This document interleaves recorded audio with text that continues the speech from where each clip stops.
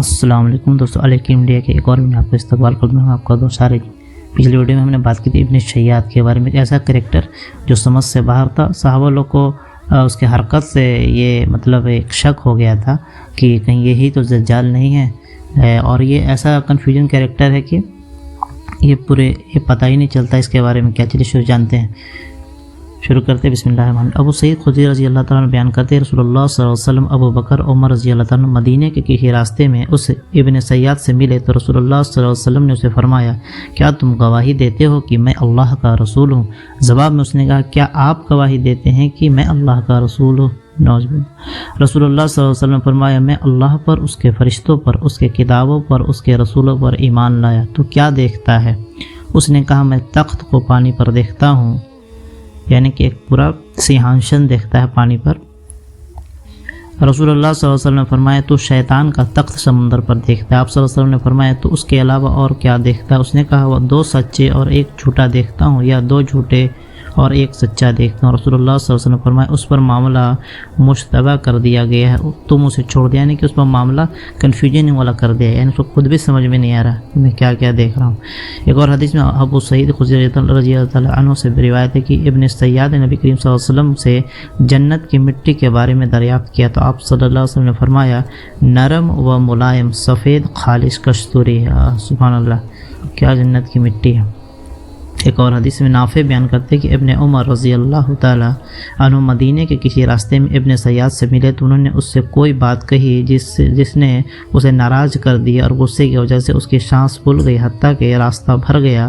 اس کے بعد ابن عمر رضی اللہ تعالیٰ عنہ حفصہ رضی اللہ تعالیٰ عنہ کے پاس گئے تو انہیں اس واقعے کی اطلاع ہو چکی تھی، تو انہوں نے انہیں فرمایا، اللہ تم پر رحم فرمائے، تم نے ابن سیاد سے کس چیز کا کشف کیا، یعنی کس چیز کے بارے میں پوچھ تاچھ کی کہ اسے غصہ آ گیا؟ کیا تمہیں علم نہیں کہ رسول اللہ صلی اللہ علیہ وسلم نے فرمایا، وہ دجال ایک غصے کی وجہ سے نکلے گا جو اسے غصہ دلایا جائے گا؟ راوی مسلم۔ ایک اور حدیث میں ابو سعید خدری رضی اللہ تعالیٰ عنہ بیان کرتے ہیں کہ میں مکہ کی طرف جاتے ہوئے ابن سیاد کے ساتھ تھا، اس نے مجھے کہا، مجھے لوگوں کے کلام سے کس قدر تکلیف پہنچتی ہے، یعنی اپنا دکھڑا بیان کر رہا تھا۔ وہ سمجھتے ہیں کہ میں دجال ہوں، یعنی لوگ سمجھتے ہیں کہ میں دجال ہوں۔ کیا تم نے رسول اللہ صلی اللہ علیہ وسلم کو فرماتے ہوئے نہیں سنا کہ اس کی اولاد نہیں ہوگی جبکہ میری اولاد ہے؟ کیا آپ صلی اللہ علیہ وسلم نے یہ نہیں فرمایا کہ وہ کافر ہے جبکہ میں مسلمان ہوں؟ کیا آپ صلی اللہ علیہ وسلم نے یہ نہیں فرمایا وہ مدینہ میں داخل ہوگا نہ مکہ میں، کہ وہ یعنی دجال نہ مدینہ میں داخل ہوگا نہ مکہ میں، جبکہ میں مدینہ سے آ رہا ہوں اور مکے جا رہا ہوں؟ یہ ایک باتوں میں الجھا رہا ہے۔ اچھا، پھر اس نے مجھ سے اپنی آخری بات یہ کی، سن لو، اللہ کی قسم میں اس دجال کی جائے پیدائش اور وقت پیدائش کو جانتا ہوں، اور وہ کہاں ہے یہ بھی جانتا ہوں، میں اس کے والدین کو جانتا ہوں۔ ابو سعید خدری رضی اللہ تعالیٰ عنہ نے بیان کیا، اس ابن شیاد نے مجھے اس تباہ میں ڈال دیا، یعنی کافی کنفیوژن کر دیا اور کافی سوچنے پر یہ مجبور کر دیا۔ وہ بیان کرتے کہ میں نے اس سے کہا، تیرے لیے باقی ایام میں تباہی ہو۔ ابو سعید بیان کرتے کہ اسے کہا گیا، کیا تو یہ پسند کرتا ہے؟ ابو سعید کا بیان کرتے ہیں، اسے کہا گیا، کیا تو یہ پسند کرتا ہے کہ وہ دجال تم ہی ہو؟ یعنی جو رسول اللہ صلی اللہ علیہ وسلم نے اس دجال کے بارے میں بتایا، لوگوں نے اس سے پوچھا ابن سیاد سے، کیا تو یہ پسند کرتا ہے کہ وہ دجال تم ہی ہو؟ ابو سعید خدری رضی اللہ تعالیٰ عنہ بیان کرتے اس نے کہا، اگر وہ چیز دجال کی خصلت و ضبط وغیرہ مجھ پر پیش کی جائے، دجال کی خصلت و ضبط وغیرہ مجھ پر پیش کی جائے تو میں ناپسند نہیں کروں گا۔ اس کا یہ جواب تھا۔ یہ کافی کنفیوژن تھا اور کافی سمجھ میں نہیں آ رہا تھا صحابہ کو بھی یہی دجال ہے کہ نہیں، اور کافی کنفیوژن کریکٹر ہے اس کے۔ آپ حدیث سے بھی آپ کو پتہ چل رہا ہے۔ ابن عمر رضی اللہ عنہ بیان کرتے کہ میں اسے ابن سیاد سے ملا اور اس کی آنکھ سوجی ہوئی تھی، میں نے کہا، میں جو دیکھ رہا ہوں تیری آنکھ کو کب سے ایسے ہے؟ اس نے کہا، میں نہیں جانتا۔ میں نے کہا، تو نہیں جانتا حالانکہ وہ تیرے سر پر ہے؟ اس نے کہا، اگر اللہ چاہے تو وہ اسے تیرے عصا پر پیدا کر دے۔ ابن عمر رضی اللہ عنہ نے فرمایا، وہ گدھے سے بھی زیادہ خوفناک کی آواز میں چیخنے لگا، میں نے اس کی آواز سنی۔ راوی مسلم۔ ایک اور حدیث میں محمد بن منقدر بیان کرتے کہ میں نے جابر بن عبداللہ رضی اللہ تعالیٰ عنہ کو اللہ کی قسم اٹھاتے ہوئے سنا کہ ابن شیاد دجال ہے۔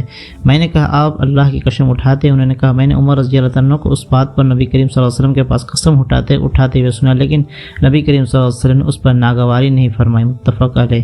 ایک اور حدیث میں نافع بیان کرتے کہ ابن عمر رضی اللہ عنہ بیان کیا کرتے تھے کہ اللہ کے قسم مجھے کوئی شک نہیں کہ مسیح دجال ابن سیاد ہی ہے. راوی ابو داؤد البیہقی فی کتاب البصر شرٹی.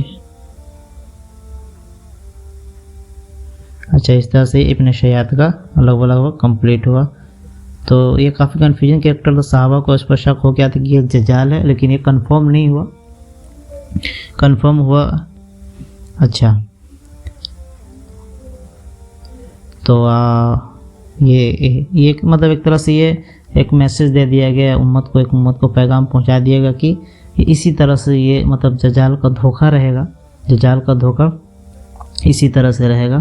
اور اسے بچنا کیسے ہے، اور اسے بچنے کا طریقہ وہی ہے کہ یا تو دور دراز علاقے میں چلا جائے، سورہ کہف کی 10 آیتیں پڑھی جائے، سورہ کہف زم میں پڑھی جائے. یہ سب اس کے بچنے کے طریقے، اور فتنہ سے دور رہا جائے جتنا بھی دور ہو.